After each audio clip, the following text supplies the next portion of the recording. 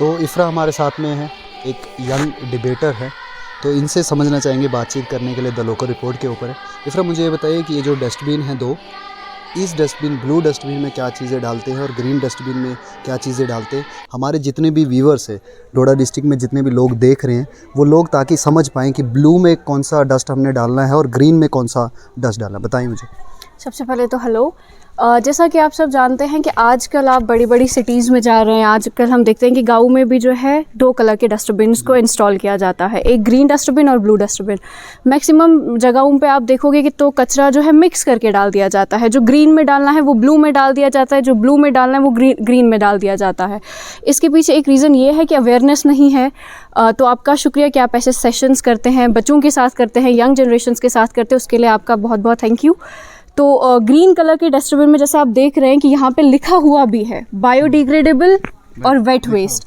Green colour के dustbin में जाता है। बायोडिग्रेडेबल क्या होता है? जी, बायोडिग्रेडेबल वो वेस्ट है जो खुद नेचर ही उसको ख़त्म कर दे, वो डिग्रेड हो जाए। लाइक फूड मटेरियल जो जितना आपका आता है, वेट वेस्ट जितना आपका आता है, आपका खाना बच गया, वो आप इसमें डालोगे कि नेचर जो है उसको खुद ही वो डिग्रेड हो जाएगा। और ये असल में काम आता है सेग्रीगेशन ऑफ वेस्ट। आप देख सकते हैं कि आजकल प्रॉब्लम जो आती है वो सेग्रीगेशन में ही आती है। वेस्ट कलेक्शन काफ़ी हद तक हम उसमें पॉसिबल हो गए हैं, सक्सेसफुल हो गए, लेकिन सेग्रीगेशन ऑफ वेस्ट में कहीं ना कहीं हम लैग कर रहे हैं। ये डस्टबिन इसीलिए कि वेस्ट की सेग्रीगेशन बहुत उसमें आसानी हो सके। तो आप देख सकते हैं कि जब हम एक ही डस्टबिन हमारे घर में होता है, उसी में वेट भी जाता है, उसी में रिसाइक्लेबल वेस्ट भी जाता है, तो सेग्रीगेशन में थोड़ी सी प्रॉब्लम आती है। ये जो ब्लू कलर का डस्टबिन है, इसमें नॉन बायोडिग्रेडेबल वेस्ट जाता है, जो डिग्रेड ना हो, या उसमें मैक्सिमम वेस्ट वो जाएगा जो हम रिसाइकल कर सके। लाइक हमारा पेपर मटेरियल हो गया, हमारा प्लास्टिक की बॉटल्स हो गई, ग्लास की बॉटल्स हो गई, ये वेस्ट हम ब्लू डस्टबिन में डालते हैं। जैसे आपने कहाँ से हो आप, ऐसे बेसिकली कहाँ से? मैं घट से हूँ, फुरकानाबाद घट से। फुरकानाबाद। वहाँ पे फार्मिंग वगैरह की जाती है? जी, वहाँ पे एग्रीकल्चर होता है। मेडिकल कॉलेज आने के बाद जो है थोड़ा सा कम हो गया, लेकिन फिर भी काफ़ी हद तक होता है। जी, तो आपने ये चीज़ समझाई, जैसे आपने यहाँ पे पढ़ा हो कि हाँ जी, बायोडिग्रेडेबल लेकर या डिग्रेडेबल लेकर कौन सी चीज़ें जो है हम किन चीज़ों से जो खाद बना सकते हैं। आप पहले हमारे व्यूअर्स को भी समझाएं कि कौन सी चीज़ है इनमें से डिग्रेडेबल से हम जो है खाद बना सकते हैं, बायोडिग्रेडेबल से? बायोडिग्रेडेबल से खाद बनती है। आप देख सकते हैं कि वर्मी कंपोस्टिंग होती है, जिसमें एक फार्मर 1 लाख 2 लाख 3 लाख उसका मंथली इनकम हो सकता है। और हमारे पास स्कोप बहुत ज़्यादा है। मतलब हम फाफलंग एरिया से बिलोंग करते हैं, काऊ डंग है हमारे पास वेस्ट ऑलरेडी है। मतलब ये हमारे लिए एक इनकम का जरिया हो सकता है, जहाँ पे आपको पता है अनएम्प्लॉयमेंट बहुत ज़्यादा है। तो ये सब चीज़ें हमारे घर पे ऑलरेडी प्रेजेंट है, हमें उनसे कुछ करना भी नहीं है, बस इन्हीं को डंप करके रखना है।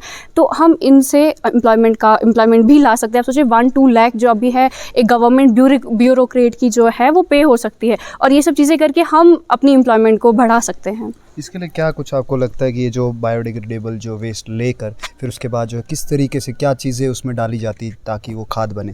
क्योंकि हमारे बहुत सारे फार्मर्स जो है देख रहे होंगे, तो उनको सादी भाषा में समझाएं, क्योंकि वो सादी भाषा समझते हैं। इसमें डंप करना है पहले वेस्ट को, थोड़ा सा हम कहीं पे पिट जैसा डिग करेंगे, उसमें वेस्ट डाल देंगे, उसमें काऊ डंग, ज़्यादा हमें कुछ ऐसा करना नहीं है। काऊ डंग जाता है या काऊ का यूरिन भी जाता है, मैक्सिमम जो है काऊ डंग जाता है, उसी को थोड़े टाइम के लिए आप ऐसे ही रख दो, थोड़े टाइम के बाद वो ऑटोमेटिकली खाद बनेगी। इसमें आपको कोई साइंटिफिक चीज़ें नहीं चाहिए, वो बड़े लेवल पे करोगे इसमें हम वर्मी कंपोस्टिंग में हम वॉर्म्स का यूज़ करते हैं। लेकिन अगर हमारे पास ऐसी फैसिलिटीज़ नहीं है, तो हम अपने घर से ही स्टार्ट करें, छोटे लेवल से स्टार्ट करें, थोड़ा सा वेस्ट डाल दे, उसमें काऊ डंग डाल दे, थोड़े टाइम के लिए रख दे, किचन वेस्ट जो हमारा निकलता है उसी को डिग कर दे, उसी को डंप कर दे, या हमें एग्रीकल्चरल वेस्ट कितना निकलता है हमारे प्लांट्स वगैरह का, वो जो रेजिड्यू होता है वो डाल दे, उसमें डाल दे, उससे भी बन सकता है। इसमें कोई ये हाई-फाई टेक्निक उसमें यूज़ करने की कोई ज़रूरत नहीं है। नॉर्मल चीज़ें बस जो है हमारे लोगों को समझने की ज़रूरत है कि किस तरीके से होता है। आपको इसके अलावा आपको क्या लगता है कि सिटी के अंदर भी इंस्टॉलमेंट होनी चाहिए ऐसे डस्टबिन्स की, ताकि उससे जो है सिटी के लोग भी जो है इन चीज़ों में डालें? क्योंकि वो भी जो है एक बड़ा सा डस्टबिन होता है, उस डस्टबिन के अंदर पूरे जो है वहाँ के लोग उसके अंदर डालते हैं। सुबह के टाइम क्या है कि वो गाड़ी वाला है, घर से कचरा निकाल, सुना होगा, वो लोग गली में आते हैं और वो लोग डस्ट लेकर जाते हैं, तो वो भी मिक्सचर ही डस्ट जो होते हैं, बायोडिग्रेडेबल भी लेते हैं और डिग्रेडेबल भी लेते हैं, और उसमें कोई उन्होंने वो अलग करने का तो सिस्टम रखा नहीं, ऐसी कोई यहाँ पे मशीनरी तो है नहीं कि डिग्रेडेबल और बायोडिग्रेडेबल वेस्ट को जो है अलग किया जाए। तो क्या कुछ लगता है आपको कि इंस्टॉल होने चाहिए, और साथ में जहाँ पे जो ये कंपोज एक जगह पे लेकर जाओ करते हैं, बोलते हैं कि डिकम्पोज करते हैं, असल में तो करते नहीं। मैंने खुद कल जो है न्यूज़ की है कि वहाँ पे जाके ये जला देते हैं। आपको क्या लगता है? जी बिल्कुल। जब जैसा मैंने आपको स्टार्टिंग में ही कहा कि वेस्ट को काफ़ी हद तक हम इसमें सक्सेसफुल हो गए कि हम वेस्ट की कलेक्शन कर रहे हैं। आप डोडा की बात करें, मैं अपने फाफलंग एरिया है, घट है, गाँव है, वहाँ पे भी इनफैक्ट रोज़ स्वीपर्स आते हैं, रोज़ जो है गंद लेके जाते हैं। मतलब काफ़ी हद तक हम सक्सेसफुल हो गए हैं कलेक्शन में। लेकिन बात जो हमें आती है सेग्रीगेशन में आती है। सेग्रीगेशन में बहुत प्रॉब्लम्स होती हैं। मतलब आप देख सकते हैं कि बाहर की कंट्रीज़ में वहाँ पे आपको फ़ाइन किया जाता है जब आप कोई गन डाल देते हैं। वहाँ पे लोग इतना ज़्यादा अवेयर है, और हम गन नीचे डाल देंगे। चलिए, गवर्नमेंट जो है वो फिर हमारी गन को कलेक्ट करती है, बात आएगी वापस सेग्रीगेशन पे, जो हमारे लिए बहुत प्रॉब्लम्स क्रिएट कर रही है। तो ऐसे जैसे डस्टबिन्स लगाए जाने चाहिए।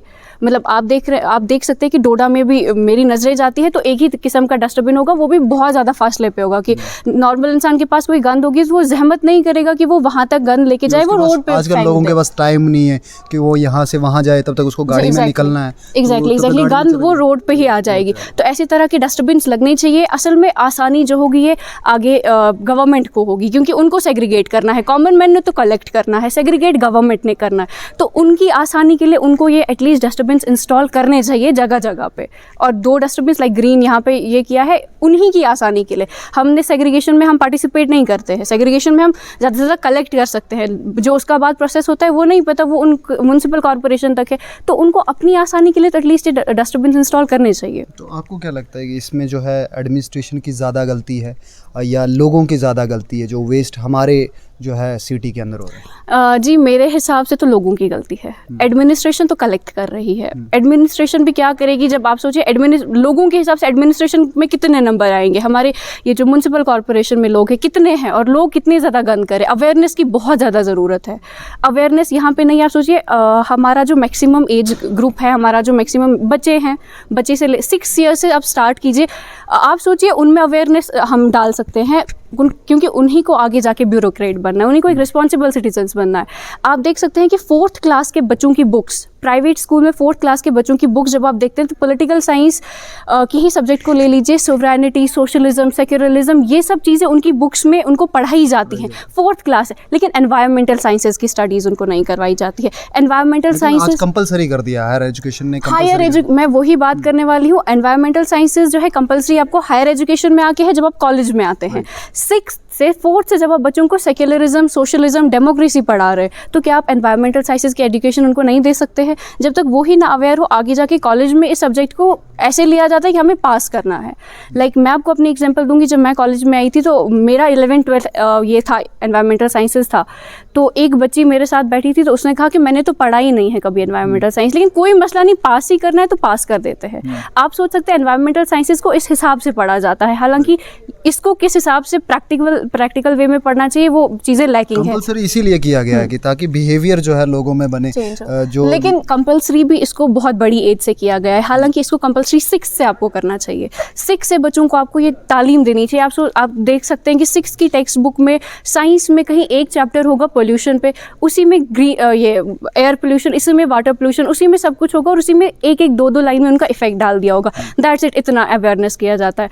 बल्कि इनको जो है अलग से जो है एक बुक बनाई जानी चाहिए उनके सिलेबस को ही ऐसे फ्रेम करें आप कि बच्चों में ही ये अवेयरनेस आए, बच्चों को वो सोचने पे मजबूर हो जाए कि ये कितनी बड़ी प्रॉब्लम है, ये वेस्ट है, पोल्यूशन है, कितनी ज़्यादा बड़ी चीज़ें हैं, और ये हम पे कितना नुकसान कर सकती है कि आगे जाके आपको उनको स्पीचेस ना करवानी पड़े इस टॉपिक पे, आगे जाके आप उनको अवेयर ना करो, आप बचपन से ही उनको अवेयर करो, आप 6th 4th से ही उनको अवेयरनेस उनके स्टार्ट करो। हाँ, अवेयरनेस की अगर बात करें तो अवेयरनेस बहुत सारी स्कीम्स में होती हैं, और इस जो चीज़ के लिए भी जो है बहुत देर से अवेयरनेस कर रही है, लेकिन अभी तक तो नहीं अवेयरनेस हुई ना, अभी तक भी फिर भी कचरा वहीं पे हो रहा है ना। आपने किया कि कलेक्ट तो कर रही है, लेकिन उसको किस तरीके से जो है सरकार, एडमिनिस्ट्रेशन की बात करें तो एडमिनिस्ट्रेशन कलेक्ट तो कर रही है वेस्ट को, लेकिन उसको डिकम्पोज किस तरीके से करना, सही तरीके से नहीं कर रही। और साथ में आपने जो बच्चों की बात की थी, बच्चों को बचपन से पढ़ाना चाहिए।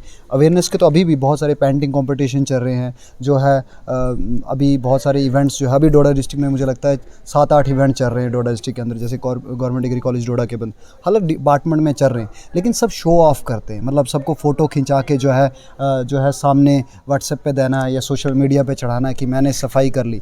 क्योंकि मैंने कल परसों भी देखा कि कुछ लोग ऐसे कर रहे थे कि वेस्ट पकड़ा और ऐसे देखा कैमरे की तरफ, अच्छा कैमरा चल रहा है, नीचे डाल दिया, फिर उसको ऊपर उठा लिया।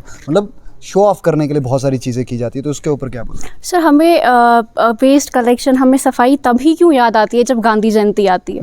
हमें सफाई तभी क्यों याद आती है जब हमारा कोई डिबेट कंपटीशन हो रहा होता है। मैंने 2014 से लेके मैं डिबेट्स कर रही हूँ, मतलब मैं स्कूल लेवल से डिबेट्स कर रही हूँ। 2014 से लेके हर साल कोई ऐसा साल नहीं गया है जब डिबेट हो हमारी, जब स्पीच कंपटीशन हो और वो सफाई पे, वो स्वच्छता पे, वो स्वच्छ भारत अभियान पे ना हुई हो। अवेयरनेस आप एक दिन में नहीं दे सकते हैं लोगों को। अवेयरनेस आप पेंटिंग कंपटीशन करवा के नहीं करवा सकते हैं, क्योंकि मैं खुद एक पार्टिसिपेंट रही हूँ इन इवेंट्स में। हमारा मकसद होता था स्टेज पे जाना, डिबेट करना और फर्स्ट सेकंड थर्ड पोजीशन में हमारा नाम आना। लोगों को अवेयर करना हमारा मोटिव नहीं होता। एजुकेशन में भी यही प्रॉब्लम है कि आज भी एजुकेशन इसलिए कराई जाती है कि हमें कुछ बनना है, हमें कुछ मतलब फायदे के लिए किया जाता है। सेल्फलेस होके जो है अपने कोई भी चीज़ आजकल कोई नहीं करता। अगर कोई भी चीज़ कर रहा होता तो उसको बोलते हैं यार तेरे को क्या फ़ायदा मिलता है इस चीज़ से, मतलब हर एक को फ़ायदा ढूंढते हैं। सर आप सोचिए इस टाइम पे सिटीज़ में बच्चे, बूढ़े, जवान, हर एक अवेयर है, हर एक एजुकेटेड है, लेकिन क्यों हमारा क्राइम रेट सिटीज़ में ज़्यादा है बाकी जगहों से? गांव जो है पीसफुल है इस कंपैरिजन में, वहाँ पे लिटरेसी रेट भी उतना नहीं है। लेकिन शहर में रह के क्यों आप आज गांधी जयंती है तो नॉन वायलेंस की बात होती है, तो शहर में ही क्यों ज़्यादा नॉन वायलेंस होते हैं, शहर में ही क्यों ज़्यादा लड़ाइयाँ होती है? इसका जवाब ये मैं देना चाहती हूँ कि हमारी एजुकेशन सिर्फ IAS KS करने के लिए नहीं बनी थी, हमारी एजुकेशन सिर्फ सैलरी लेने के लिए नहीं बनी थी। हमारी एजुकेशन बनी थी कि एक बच्चे में आप ये सब चीज़ें डालें, आप मॉरल एजुकेशन डालें, आप उनमें पीस एजुकेशन की बातें करें, आप उनको एनवायरमेंटल साइंसेज की ये जो चीज़ें करें। लेकिन आजकल हम देख रहे हैं एजुकेशन का मतलब ही ये है कि आपको टॉप करना है, 11th 10th में टॉप करना है, 12th में टॉप करना है, after that you have to get a reasonable job with reasonable salary. बस ये एजुकेशन का मतलब है। हालांकि एजुकेशन का मतलब इंसान को इंसान बनाना था, वो हम कहीं लैक कर रहे हैं इन सब चीज़ों में। फिर आपसे समझना चाहूँगा कि अवेयरनेस की जो लोग बातें करते हैं, मैंने खुद देखा है कि जो लोग बातें करते हैं ज़्यादा अवेयरनेस को लेकर, वही लोग जो है इन सब चीज़ों को लेकर, अगर जो लोग सिगरेट की बात कर रहे हैं कि हाँ जी सिगरेट नहीं पीना चाहिए, सेहत के खिलाफ है, ये इस चीज़ के लिए, ये उस चीज़ के लिए होता है, और वही लोग करते हैं, किसी के सामने करते हैं, तो कहीं ना कहीं वो उसी टाइम पे जो है ख़त्म नहीं हो जाता, उसकी अवेयरनेस ख़त्म नहीं हो जाती, क्योंकि वो उस चीज़ को फॉलो नहीं करता। क्योंकि अगर आप अवेयरनेस की बात करते हो, अभी इफ़रा अवेयरनेस की बात कर रही है और कहीं पे जो है इफ़रा बाहर पब्लिक में जाके फिर वेस्ट बाहर फेंकती है, तो कहीं ना कहीं लोग जो है वो बात बोलेंगे कि यार ये तो खुद ही बाहर जो है गंद फेंक रही है और यही जो है बातें करती है। मतलब लोग आजकल बातें बहुत अच्छी अच्छी करते हैं, लेकिन काम जो है अच्छे नहीं करते। सर आप आज देख सकते हैं अवेयरनेस हमें देने वाले लोग कौन हैं? जो खुद AC गाड़ीज़ में चलते हैं, जो खुद AC रूम्स में रहते हैं, जिनके घर पे खुद सफाई कर्मचारी आके सफाई करते हैं, वो लोग आज हमें अवेयरनेस दे रहे हैं। कॉमन इंसानों में अवेयरनेस नहीं है। आप जब उनमें अवेयरनेस करोगे तो शायद कहीं पे ये चीज़ें लैग करेंगी, कहीं पे ये चीज़ें बाहर आएंगी। और बात अपनी सिगरेट वगैरह की तो आप ही ने मुझसे सवाल किया, ये सब चीज़ें आजकल शो ऑफ के लिए की जाती है। इस चीज़ को लेकर हम सीरियस नहीं, हम अपने फ़ोटो खिंचवाने के लिए, हम अपनी वीडियोज़ बनवाने के लिए, हम अपना नाम आगे देने के लिए हम इस चीज़ों में सीरियस है। जब हम सीरियस हो जाएंगे, जब हम सीरियसली ये सब चीज़ें करेंगे, शायद हम तब इरेडिकेट कर सकते हैं इन सारे इविल्स को। और गवर्नमेंट जो है वो उनको हमें जवाब देना होता है। जब हमें ही नहीं पता गन से क्या होगा, जब हमें ही नहीं पता कि सेग्रीगेशन होनी है, हम ही अवेयर नहीं है, तो हम गवर्नमेंट को क्या पूछेंगे? फिर उन्होंने हमें वही निपटा देना है थोड़े थोड़े करके, तो गलती हमारी है। हमें जब गवर्नमेंट को पता है, हमें पता ही नहीं है सेग्रीगेशन क्या है, तो उन लोगों ने हमसे वेस्ट कलेक्ट करके लेना और हमें लग रहा है ना कि नहीं, कोई सच में कोई बात हो रही है।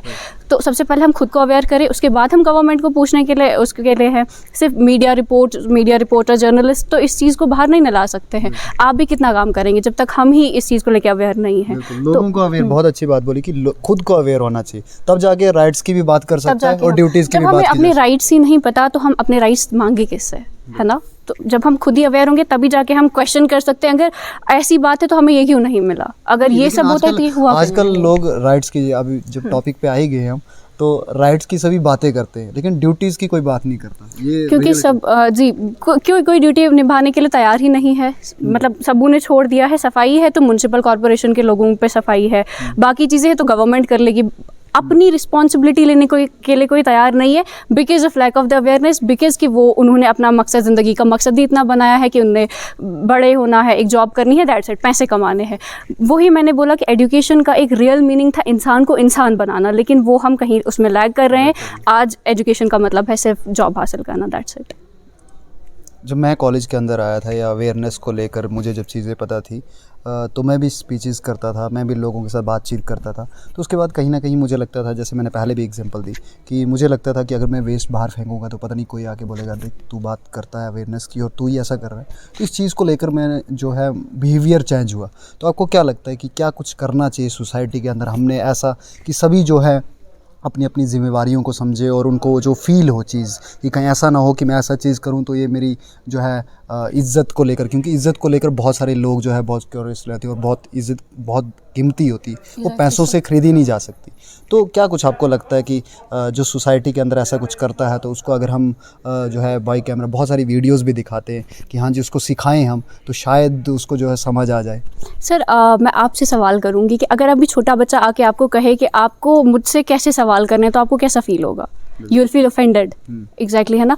अगर हम छोटे बच्चों को अवेयर करते हैं, छोटा बच्चा आके हम गंदगी कर रहे हैं, वो गंदगी को उठा के डस्टबिन में डाल रहा है, तो वो कहीं ना कहीं इंसान की सेल्फ रिस्पेक्ट पे बात आएगी। वो दोबारा वो गन फेंकने से पहले सोचेगा कि मुझे गन फेंकनी है या नहीं फेंकनी है। इसमें एक पॉइंट ये आएगा। दूसरा पॉइंट कि गवर्नमेंट जो है फ़ाइन करती है। बड़े कंट्रीज़ में, डेवलप्ड कंट्रीज़ में अगर आप गन फेंकते हो तो आप पे बहुत फ़ाइन होता है।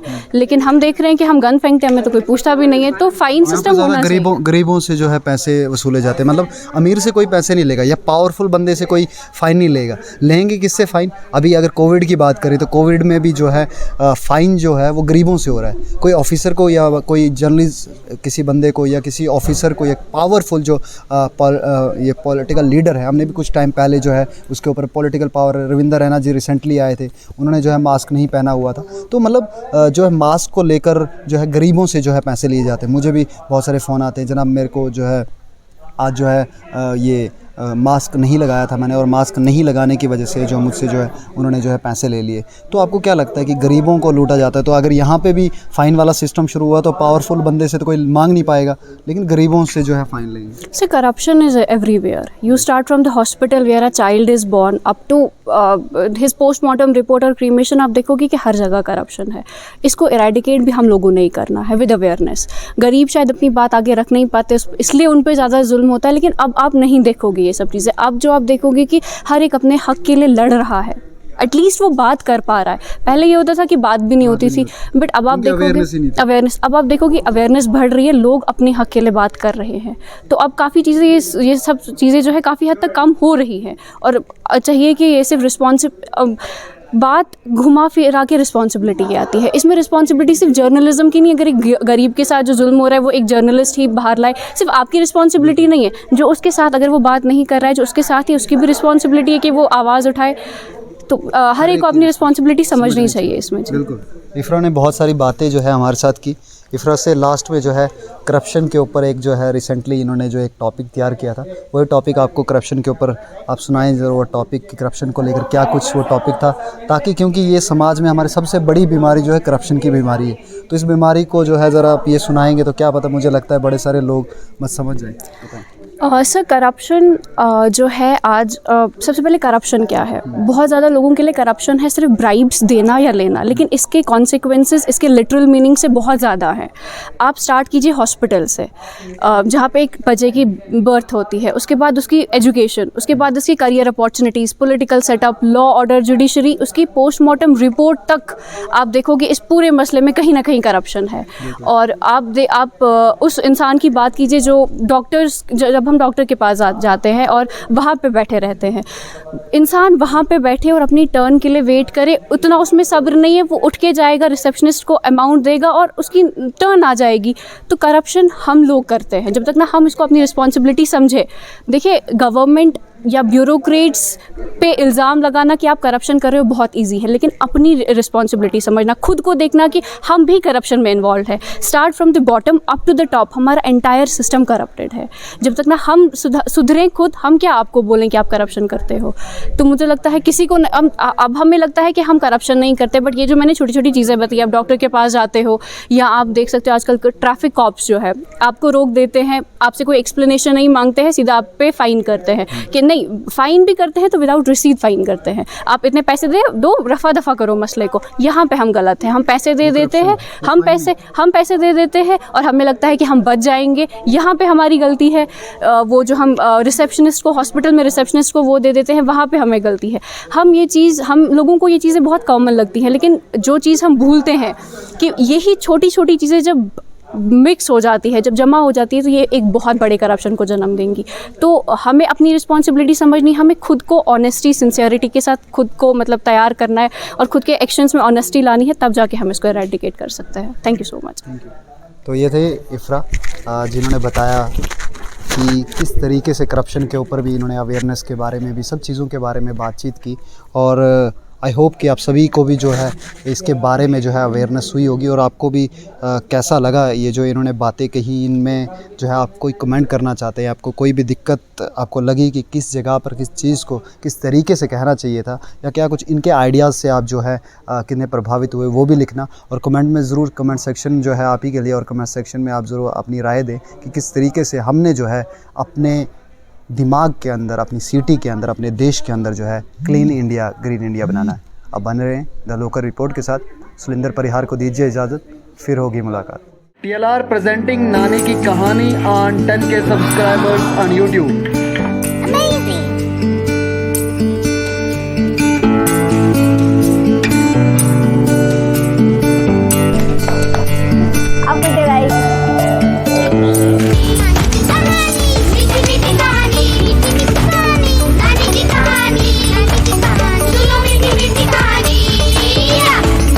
तुम्हारे लिए कहानियों का खजाना लाई हूँ। इन कहानियों में मेरे लिए, तुम्हारे लिए और सारी दुनिया के लिए संदेश है, जिसे हम रोजाना जीवन में इस्तेमाल कर सकते हैं। कहानियाँ सुनाओ ना। क्यों नहीं, तो सुनो पहली कहानी।